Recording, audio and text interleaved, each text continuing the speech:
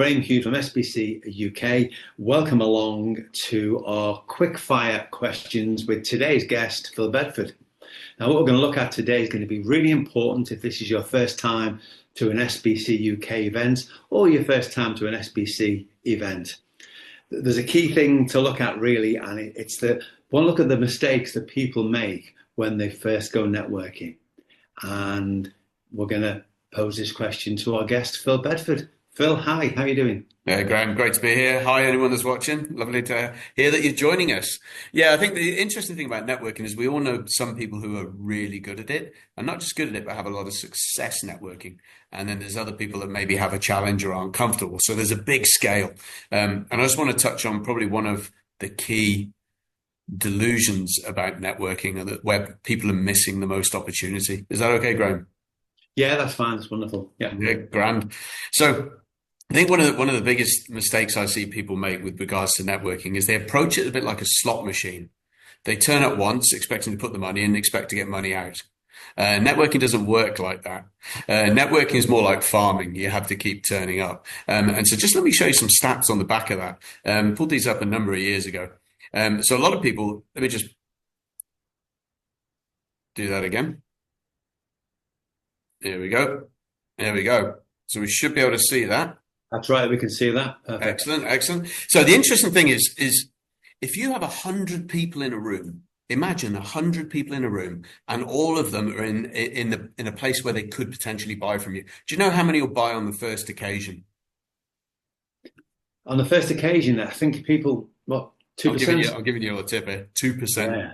2%, right? That's if you're in a normal sales environment. Now, when you go to a networking event, not everybody in the room is going to be in a position to buy from you immediately. And let's face it, most people, you probably talked about 10 or 15, 20 people maximum at most networking events. So what's the chances you're actually going to meet 2%? Pretty much none. You may, if you're lucky, get a client on the first occasion, and it's normally because they have a need, but it tends to be the exception rather than the rule.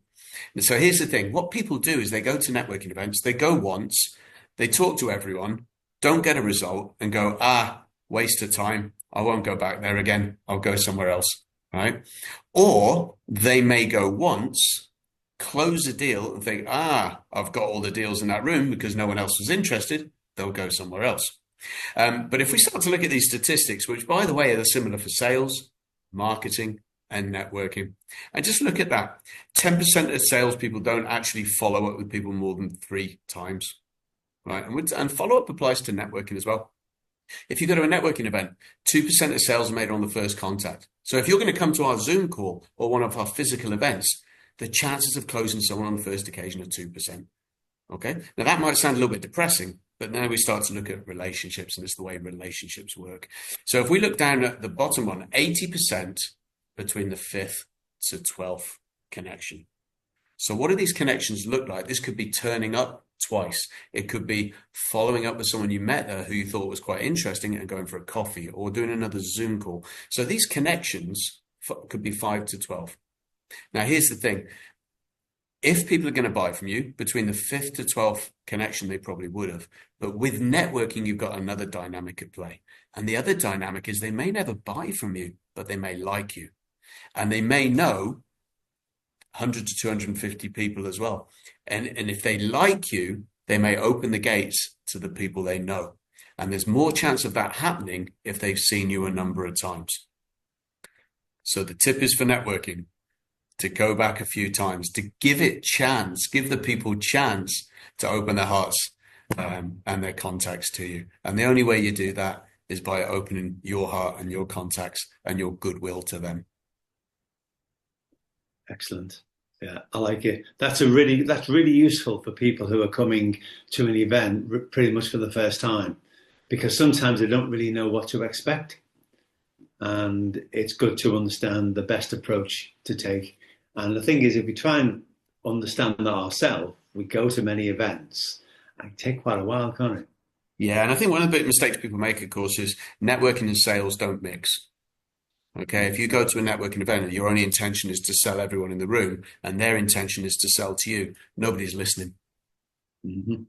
But if your intention is to say, right, who are you? How can I help you? How can I build this relationship, which is ultimately what networking is, there's more chance you're going to come back. They're going to want to see you again. And then they may buy if they're ready, or they may refer you or help you. And there's more chances that people are going to know people than necessarily buy from you.